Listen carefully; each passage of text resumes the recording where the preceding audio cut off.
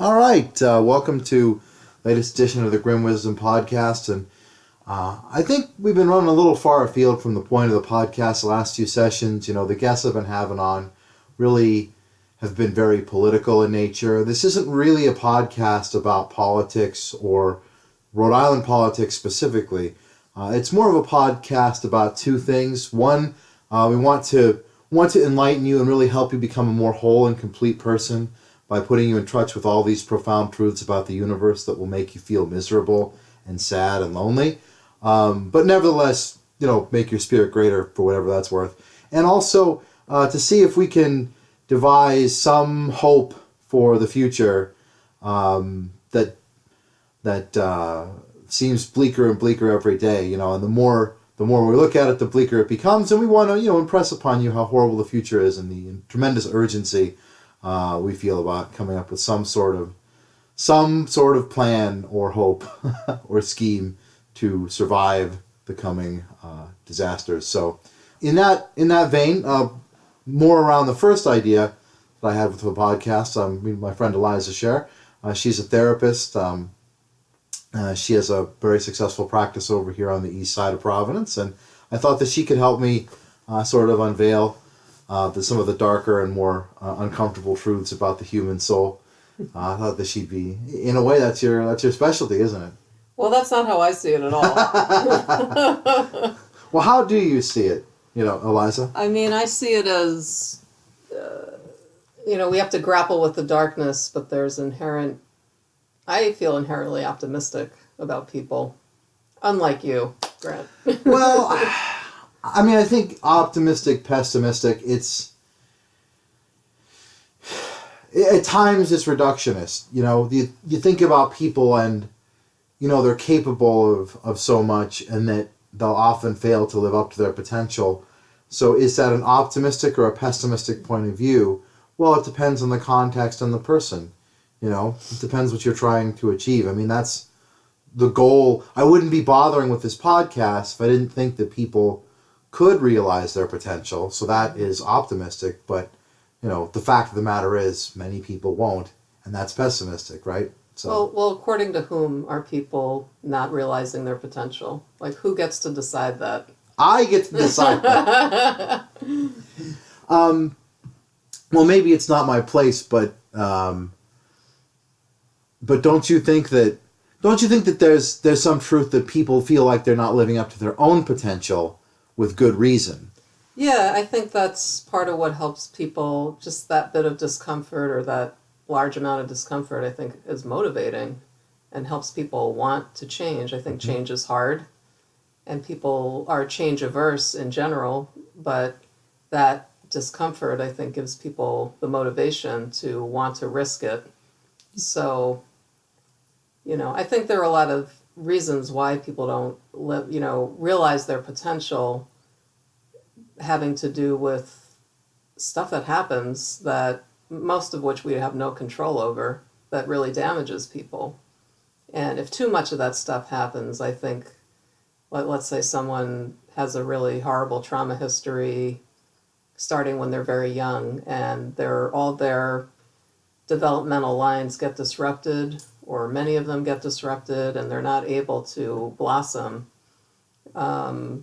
But I think some of that can be repaired in adulthood through therapies, or other therapeutic kinds of experiences. But if you pile on too many of those things, people can be so damaged and so self-defeating that they may be able to progress in certain areas, but not really ever really get over what happened to them. And I've definitely seen that. Well, don't you think, does anybody really ever get over anything? I mean, in a sense, all of the totality of your experiences and the things you choose to do about them, that makes up who you are, So if something traumatic was done to you, maybe you resolve it, or maybe you transform it into a point of strength, but I don't know that ever, in my experience, really leaves you. Yeah, no, I agree with that. I'm talking more about actually being able to reach some point of resolution or transformation, and some people can't. Some people stay in very self-destructive and self-defeating or just plainly destructive ways of being. Yeah. Wreak havoc on the world. So really that's basically what I was talking about earlier on, with people not living up to their potential. If you think that people have the potential. I think I don't know how, I wonder what percentage of the population that is. I mean, I'm talking about someone with a really horrific trauma history who would be in that position. Most people haven't gone through that. Well, I think everybody is miserable in their own unique way. I think, in my experience, that's a big part. Is that what Tolstoy said, or the opposite? I can't remember. I think he said the opposite. Oh no, wait, I can't remember. Well, I mean, there's plenty of market. There's always been demand for someone to say that everybody is beautiful in their own way. There's always been money in peddling that thought. Yeah. Right. But only people who have a body of work and are famous for something else can get away with saying stuff like everybody is miserable in their own unique way, because people don't want to be brought down. Mm-hmm. I think a lot of times the coping strategies people learn, regardless of the degree of trauma, because we all get traumatized by something in our lives. Something causes us some trauma, great or small. And a lot of times the coping strategies that you learn are all about running from it or not resolving it, Compensating for it. Exactly. Mm-hmm. And if the trauma is, in a way, if the trauma is small, then those coping strategies, the failures of those coping strategies don't become too burdensome to bear, and so people, I think, take them further. It's if your coping strategy is horrendously maladaptive, if you have some trauma and then your way of dealing with that is to freeze out the whole world, right? Well, then that's a self-destructive path. You're either going to have to resolve or transform that, or you're ultimately going to destroy yourself. But if your response to situations that make you feel a little uncomfortable is to just retreat from them, you can structure your life so that you can continue to never transform that trauma. You can continue to use that coping strategy to deal with that situation indefinitely. Unless life puts you in a position where you're not able to do that anymore. And I think that's why a lot of people land in therapy, because they've been doing this avoidant thing for X number of years and it's worked until a point where something happens that overwhelms their resources and that way of dealing with it is not working anymore. Mm-hmm. And that's when people will risk trying something different. Well, I think if you move from the personal to the general, I think that also describes a lot of the problems we have in this modern world of ours. I mean, obviously climate change is the most obviously analogous one, right? But there are other ones that you could talk about, other all kinds of things, pending crises where, our little coping strategies just didn't work long enough, and now the accumulating toll of our coping strategy is more than we can cope with, so we're going to need to find some way to transform and reinvent. Couldn't agree more. Ourselves, yeah. So, what would you say is, when somebody is really traumatized, what would you say is a generally hopeful thing to see as a therapist? If somebody comes in here, apart from just the act of seeking help, what are some things that you, early on, if you're talking to somebody, might think, oh, this person is committed to transforming themselves, or, oh, this person has a really long way to go, I mean, I always look for people's strengths because that's the foundation for any change that they're going to make. And it really is the way that people climb out of these things, is they use their own strengths as kind of the ladder that gets them out. And sometimes people have strengths that they don't even realize they have. And I mean, I wouldn't minimize coming to therapy as a sign of strength. Somebody who's, as long as they're able to both seek help and accept help. Sometimes people who are really damaged will seek help but then reject the help that's offered in a chronic pattern of doing that. And that it's self-defeating. But people who are... So we spend a lot of time really looking at people's strengths and even some of the strategies that are now not working for them started out as adaptive and helpful. So that's something we often talk about is, like, I have a client who's battling really terrible, very low self-worth, extremely like pervasive shame about who they are. And they grew up in a family where you had to go along to get along. You had to toe the line, very rigid parents, and this person was bullied and abused in a lot of different ways, and basically is a pretty agreeable person and really just wanted to be pleasing and wanted to get along with people, and kind of internalized that stance of shame, and now does it to themselves preemptively before anybody else can be shaming to them. They shame themselves, and that's part of what they're trying to break out of. And we've talked a lot about how that was actually, and this isn't my idea, this comes from Janina Fisher, who's a leading researcher and theorist on trauma and shame, but she talks about how that's a really brilliant adaptation, actually, because when you shame yourself, your body actually gets physically smaller. You kind of curl in, your spine rounds, your shoulders round, you become smaller, and then you're actually both physically and psychologically less of a target.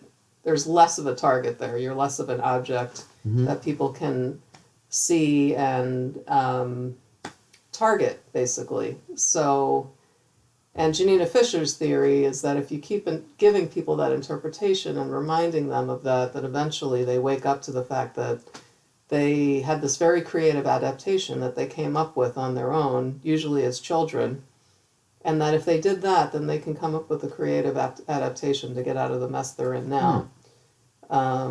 So well, I'll let you know how that one turns out. Yeah. This Fingers person crossed. hasn't turned the corner yet, but they're making a lot of progress. So, Well, a lot of progress, you and know, that's hopeful.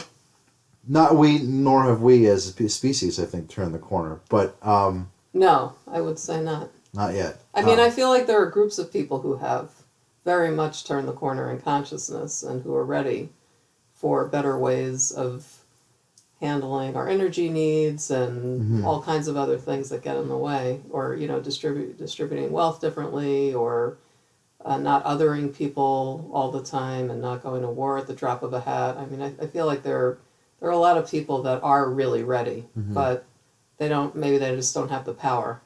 Well, I think that's it.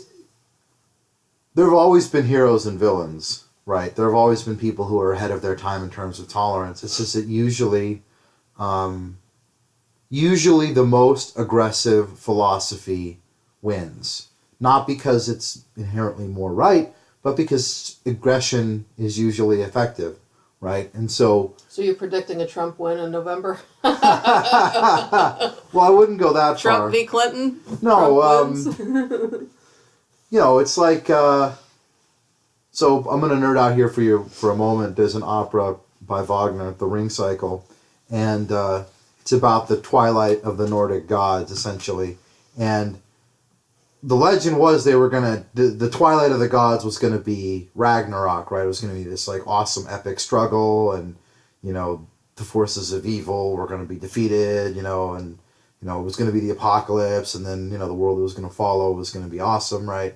But instead... You have Götterdämmerung, where it's just like all the gods fall and the entire pantheon falls and nothing makes sense, and the world is left in the hands of the weakest and least lore-wise beings that existed, us. Wow. Stupid, That's fascinating blind take. mortals, right? And all the gods, essentially die. They're essentially undone by their own ambitions and their own treacheries. That's obviously a vast oversimplification, but we talk about Trump like it's almost going to be this affirming struggle to beat him, right? Or there's this temptation to look towards this glorious apocalyptic battle as something redemptive, but in reality, I think you have Götterdämmerung, you have this just everything falling apart at once. is a more likely scenario. I mean, if you want to use that analogy to be more specific to the election cycle, what's going to happen? Well, in the last few weeks, Bernie lost New York by enough of a margin that he probably won't mathematically be able to come back and win. It's just a fact. Now, that being said, there have been significant election irregularities in Arizona and in New York, right? And the ultimate result of those lawsuits on the back end will be that Bernie will flip delegates from Hillary's column to his. But we can't know what numbers of delegates will be flipped, So whether there's hope, whether there's not for Bernie supporters, you don't know. You don't know if voting for Bernie at this point is a waste of time and you should spend your energy resigning yourself to Clinton if you can or not. But that's been interesting, is just to look at that and the last few elections. But I think the bottom line is the most likely scenario is Hillary Clinton wins the majority of pledged delegates on the day of, and the margin's going to be close enough that Bernie supporters will point to these election irregularities and talk about how the system's rigged against them from the beginning. And also, too, the Bernie supporters, they really don't like Clinton as a rule. Clinton is not that popular amongst Bernie voters, and so I've heard there's some polling that shows differently.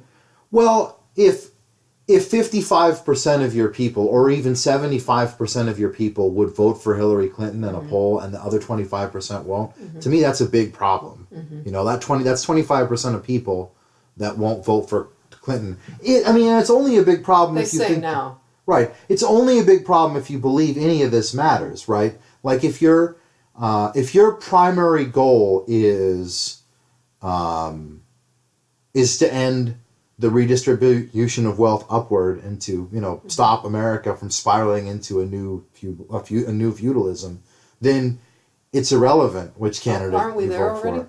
I mean, if we're there already, you want to make it worse. You want to move in the other direction. That's the secondary question. The point is, if you view that as the primary issue, as the primary task for our generation, then you have no reason, you have no stake in Hillary versus Trump. Hillary's going to be better on environmental issues, but they're both going to bomb everybody. That's going to be their foreign policy, is kill everyone, right? They're both going to be, seek to move your wealth up, right? So, I guess you could say in a tactical sense it matters, but it's kind of like, it's like before the Civil War, neither major party at the time wanted to talk about slavery at all, and so anti-slavery advocates had to create their own party because there was no other way they could get their significant commitment on this one issue to be expressed politically. And eventually this issue that the two major parties refused to talk about ended up dividing the nation and causing tremendous suffering. And in the aftermath, of course, all previous political structures had been essentially swept away. There was the New Democrats, who were a southern regional party, and then there was the Republicans, who were like a northern regional party, the anti-slavery party, and the parties that had been before. The Democrats existed before, but they weren't the same. So if you look at slavery as being analogous to economic justice today, in terms of it's an issue that neither major party wants to talk about at all, but that an increasingly large minority views it as the single issue that's most important to them, then you're going to get some sort of collapse of the political system in the near future. It's just essentially inevitable if the parties are committed not talking about it. And so even if Hillary squeaks out a win, why would I or any of Bernie's supporters, who, if this is their major issue, if they view this as the issue of our day, why would they vote for Clinton? As far as on that issue, there's no meaningful difference, right?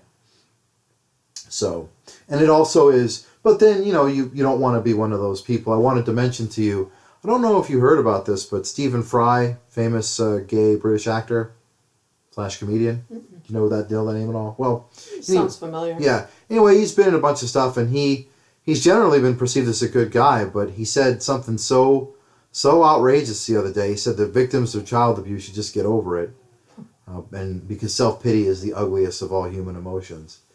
And That's very regressive. That's very. it is. And I'm sorry, what were you going to say? I mean, that criticism, I think, has been made in all kinds of ways by, it's a kind of backlash against all kinds of political movements, and rhetoric like that gets used, and people talking about child abuse or people talking about domestic violence. That was a feminist movement that happened, and there was tremendous backlash, and there have always been people saying stuff like that that's completely empty and off point, in my opinion, but that's how I look at it.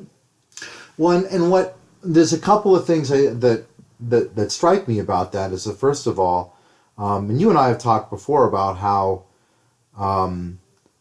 one of the problems with popular movements of any kind, and I'm sure this is true of Bernie supporters, of economic justice supporters, is that there's this danger that once you get your cookie, you leave the coalition and you go back to being regressive on other fronts, right? So, after gay marriage, we talked about how pro-corporate, anti-racial justice, gay people with many Republican views were hedged into the Democratic Party prior to about 20 years. I mean, about 20 years ago it started, but it's much more recent that there's been any space for them in the Republican Party. It does seem to be a minority of LGBT people that Oh, hold those views. Of course, it's a minority, but it's always frustrating when you see people who 2 years ago were marching in lockstep with you. Now that they've got their cookie, yeah, they're like, "Well, I just think Trump's a breath of fresh air, or whatever." And you're like, "What?" Right? But it's just a reminder that just because somebody's in your coalition today doesn't mean they'll be in your coalition tomorrow. And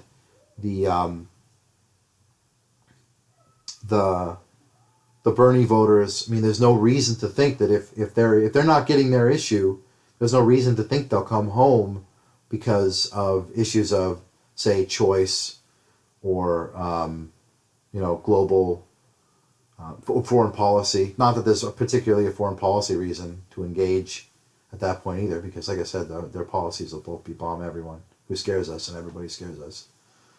So it's just interesting how you can't really, you increasingly don't have the luxury of viewing the world through the lens of one issue. I talk about economic justice, but I it's important to remember all the other things that are out there. And you can use various sort of narrative construction tools to say, oh well, we need to talk about prison reform, but that's really related to capitalism. That's really related to the demand of people for private prisons. We can talk about racism, but that's also related to capitalism. You can try to tie everything into that issue, and some of it fits, but the bottom line is you can't, Not everything neatly reduces to an economic issue. And even if that was the original purpose, these things take on a life of their own. It's like when you have cancer, at first you have cancer in only one place in your body, and then you have cancer everywhere, right? So... you can't just cut out the first cancer and call it good, right? You got to get them all, and you got to treat them all separately. Sometimes, you might need multiple surgeries, might need radiation directed at each of them. Well, usually when people have cancer all over their bodies, they screwed. Don't have much time left. Yeah, it's like, here, drink this poison and hope that it kills all the cancer before you. That's all we got. But yeah, so if we view capitalism as cancer and it's metastasized, then yeah, we're in trouble. But that's not really, that shouldn't really come as a surprise to anyone who's listening to the podcast, right? So I was wondering if you could share with me a little bit more about your perspective as a therapist, because we've talked before about people constructing narratives. You and I have talked about it in our private conversations, and on the podcast we've talked about it. It's sort of the fundamental thing that humans do. It's how we construct ourselves, is through these stories that we tell ourselves, and how how there's plenty of people out there trying to give you a narrative of self, and that must be one of the most rewarding parts of your job is it's not really your job to give people narratives. It's your job to help them construct their own, right? I mean, wouldn't you say that's fair? Yeah, definitely. I mean, I think some people, once in a while, people have such an impoverished internal life that they actually need help with some of the major building blocks of that narrative because they have no idea where to start. Mm-hmm. And that's a pretty overwhelming responsibility that it's almost scary to me as a therapist Yeah. when somebody's in that state because I feel such a responsibility, like that I'm almost exporting my values in a way that doesn't feel good, but I have to trust that that person is going to run it through whatever filter they have, and whatever doesn't feel right to them, they're going to reject. So, I mean, it's you can't really engage in a value-free exchange. I mean, I have my subjectivity, I have my values, I have things I believe in, I have ideas about what's good for humans and what isn't. And I think that whatever advice I give or however I help people with their narrative is imbued with those values. Mm-hmm. And so I just have to trust that people choose me as a therapist because there's something feels right to them about that pairing, and that if I have to trust that on some level they kind of know what I'm about, or they wouldn't have chosen to work with me in the first place. So what else do you want to know about narratives? Well, I guess you bring up an interesting... No, I mean, it's nothing. That's the way the podcast works. We just sort of ramble on about this or that topic until we run out of time. But your explanation does bring up an interesting question, which is, so as a professional, it's a professional ethic, I think, that enhances your responsibility in that regard. Because usually when I'm...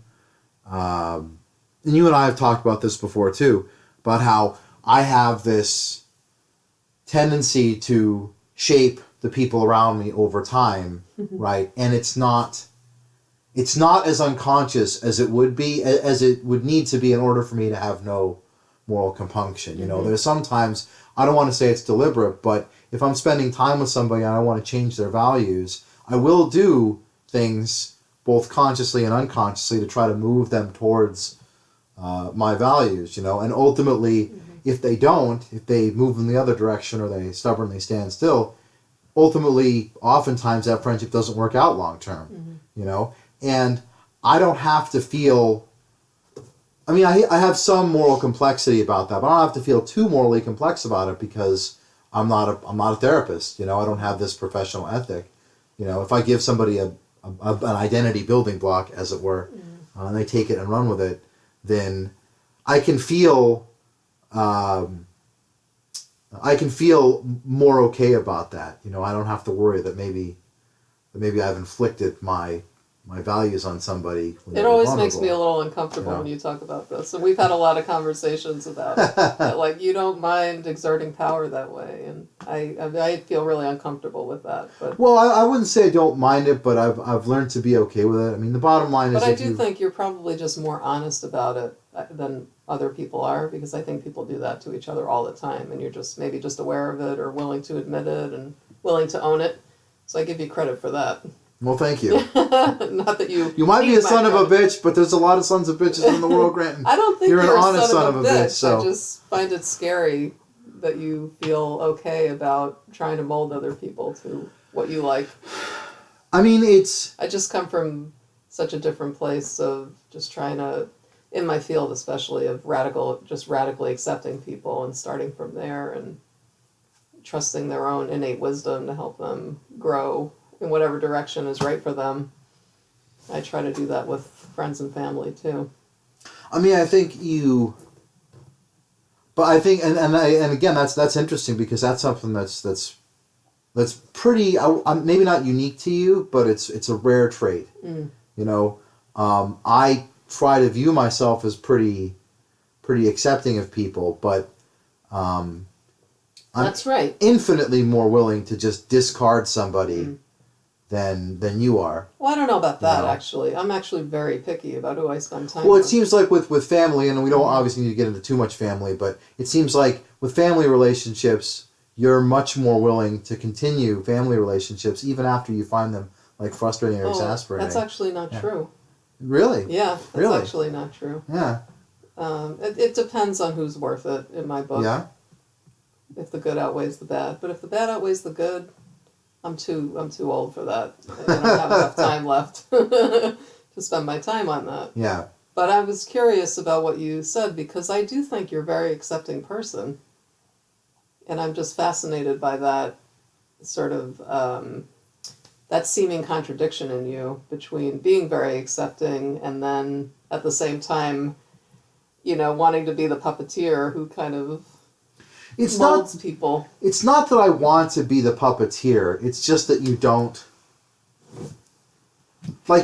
have a choice, I think sometimes. But if you're trying to save the world, right? If that's your goal. And it is your goal. And it is my goal. If you're trying to save the world somehow, then you can be a joiner or you can be a leader, right? And I don't fit neatly into that distinction, but I'm clearly much more, I clearly much more resemble a leader than a joiner. Can you use that as a rationalization to justify anything, though? Of course you can. Yeah. Of course you can. That's absolutely true, right? But the point is you have to take that leap of faith in your clients, right? You have to just trust that their innate wisdom is going to give them is going to protect them from your alien values, right? Or that they've selected you because they want to embrace your values on some level or some part of those values. You just have to take that leap of faith in your clients. And I think when you look at the people who lead and how cynical and cruel some of them are, right? How they manipulate people with seemingly no moral ambiguity whatsoever, then you just have to take a leap of faith and trust that leap of faith in yourself and just trust that you're not gonna lose your compass in the woods, right? Well, you're an interesting combination of somebody who, in a way, wants power and in a way doesn't need power at all. I think most people that need power, oftentimes the need for power, the need to be a leader with followers is an expression of weakness, not strength, right? Because people have this compulsive, if you need to have followers in order to feel confident, then you don't have a confidence that's internal, right? You can't just believe in yourself unless you have other people to believe in you, right? And that's different from, it's always, whenever you have somebody whose opinion you really value, who matters to you, who believes in you, that's uplifting and empowering to anyone, regardless. But that's different from where leaders and followers, you'll see this phenomenon play out where leaders try to squish down their followers' opinions. They think less of their followers' opinions because they want to control them and keep them from leaving the leader,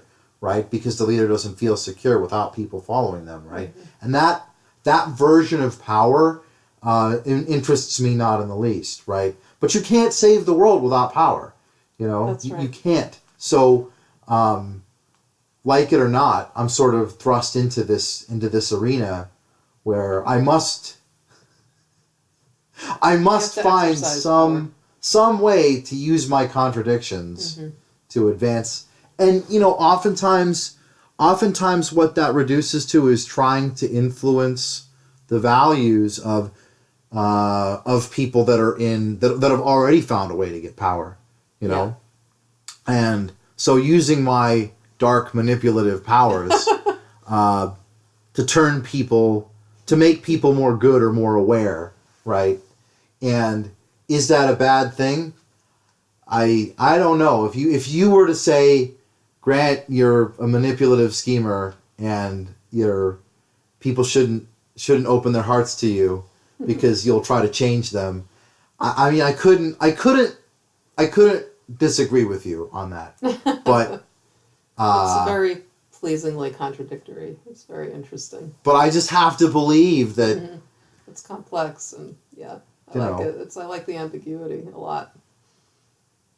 I don't do, when I do good, there are things in my life, you can take a step back and you can look outside of yourself and you can look at the good things that you do and analyze why you do them from the perspective of a third party, right? And if you do good things to convince yourself that you're a good person, right, then that's different than doing good things because you feel a genuine need to help, right? And you can always find something good to do to make yourself feel like a good person again. You can burn down a village and then get a university named after you, and it's all better, right? Fund a library, whatever.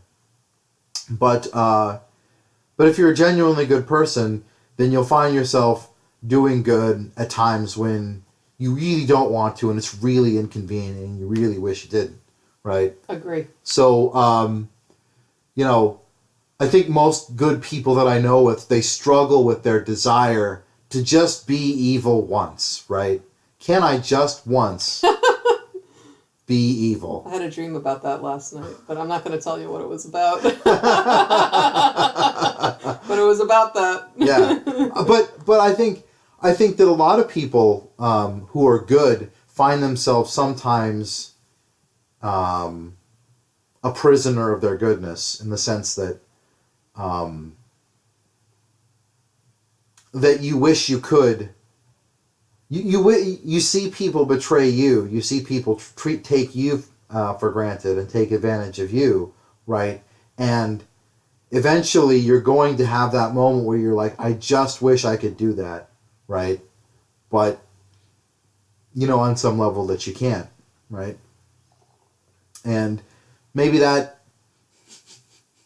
goodness is something that imprisons you and evil is something that liberates you. I don't know, right? But I know that in general, evil doesn't work out so well for the people that do it, Yeah. Right? Like, you look at like the most successful evil people, and I wouldn't want to be them, right? Because they're ultimately, I think wisdom is good, right?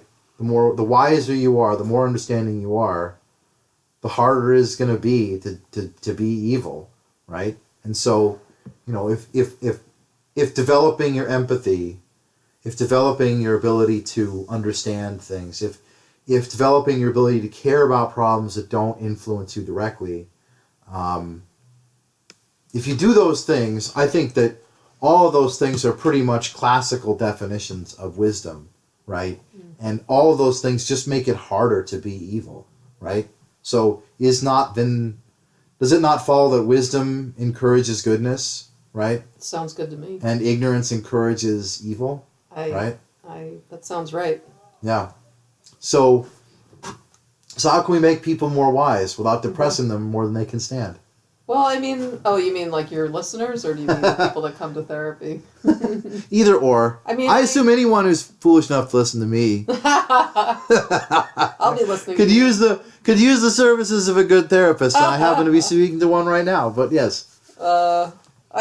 Just the association I had when you said that was that I try to help people be in touch with their own innate wisdom, which is part of my kind of worldview or spiritual belief or whatever you want to call it, that I've come to that I feel like that operates in people, and that there's an urge.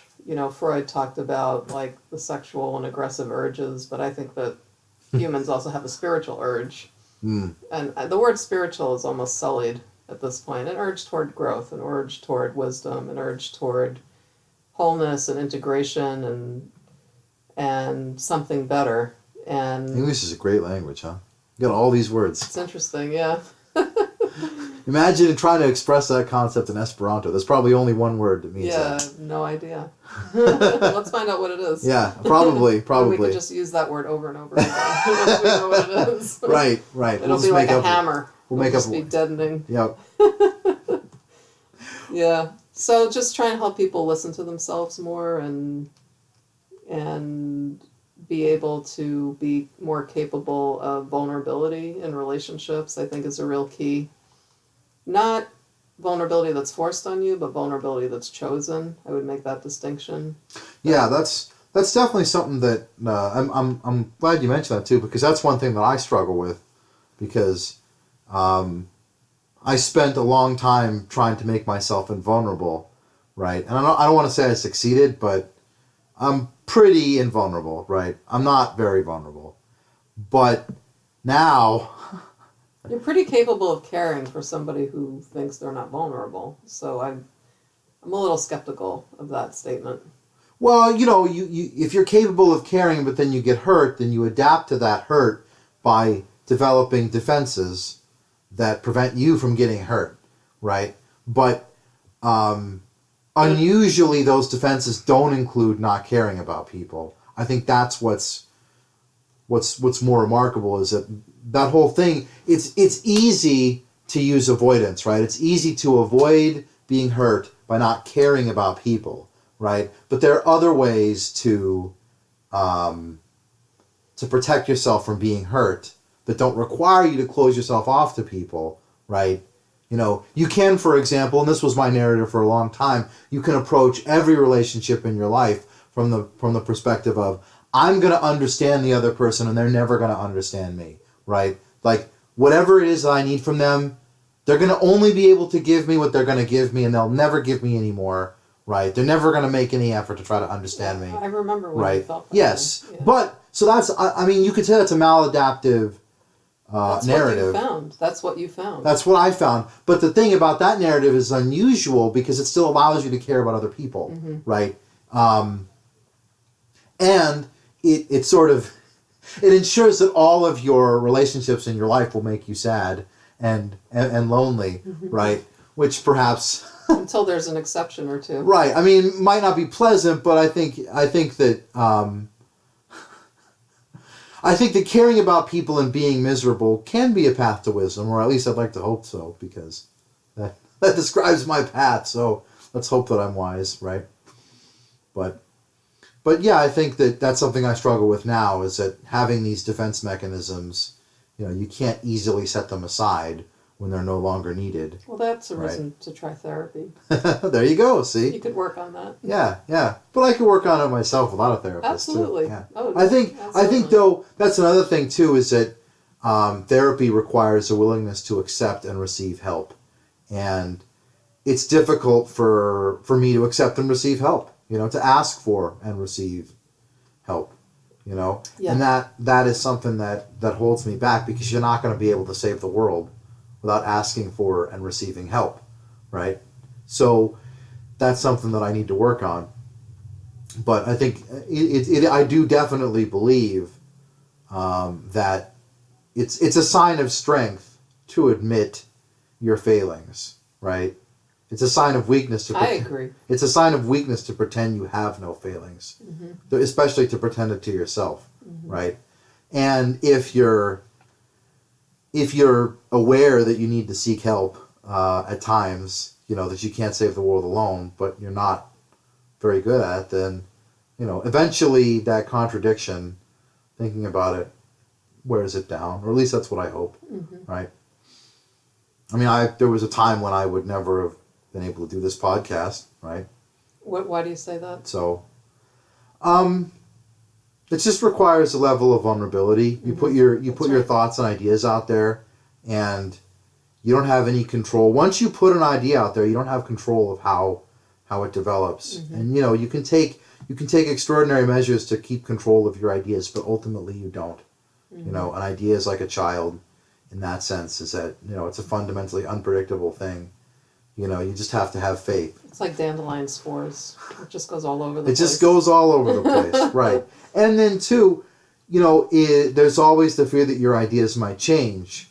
That tomorrow you might discover some new truth that probably count on that. That renders everything else you know obsolete. Well, you can, but I guess it wasn't until recently that I felt I had, that I was stable enough, right? That the rate at which I discovered earth-shattering truths has slowed since my 20s. Not that there aren't still earth-shattering truths out there, but I got the low-hanging fruit. When it comes to moments of understanding and wisdom that will blow your mind and rock your soul. So. So how does one subscribe to your podcast? So in a few weeks, this is a bit of news to the listeners, if I have any listeners, but in a few weeks we're going to change over the format. We're going to be hosting these on a local news website called RI Future, and you'd be able to subscribe through their mechanisms. And there's also, as a YouTube channel, I'm sure, my goal has not been at the early part of the podcast to make it as available to a wide audience as possible. I think that's something you do if you're in marketing or if you're otherwise interested in your own aggrandizement. Whereas for me, it's really more about deepening relationships with the people in my sphere of influence and also about discovering myself. So that's where it's been up until now. So my primary goal was just to see if I could keep doing it, right? Just to do it as a personal development exercise. So cool. But it's come to the point now where everyone that listens to it says more people need to listen to it. You should host it on more places, make it more accessible. So, I'm going to give in to the public demand. And I'm going to, unleash my gruesome self on a wider audience through Rhode Island Future. And of course, there is a YouTube. They're all hosted on YouTube, so you can subscribe, quote unquote, to the YouTube channel, quote unquote. But I don't have any intention to monetize these, or I'm just not. It has no interest to me. I'm not interested in a broader audience for its own sake. Although it would be, it would be nice to be able to do something for a living other than what I'm doing now. I think just, bestowing my opinion on people like it was carved in stone and handed down from on high. Is a much more satisfying life goal than that sounds fun. To keep doing what I'm doing now, working night shift at the call center. But so I think we're coming up on the end of time. Actually, I know we had a little bit more limited time today, and I don't want to make your schedule. We haven't had a conversation like this in a while, so I enjoyed that. And this one's on tape. Yeah. So everybody's going to have opinions on us now. Otherwise, good. They're going to find out what they are. They're going to have thoughts. They'll probably comment, You can repost the podcast on your Facebook page. And all of your homies will listen to it and be like, who the hell is this clown? And why are you talking 50 minutes. I'll tell them it's a therapy hour. The last few have been like an hour and 20 minutes. Basically the idea is we just talk until we're done talking, because again, people were telling me, it needs to be shorter, it needs to be longer. Well, you can have me on again if you want. I think I will, my friend. So, all right, well, thank you everybody for listening in, and I guess that's it. Have a good one.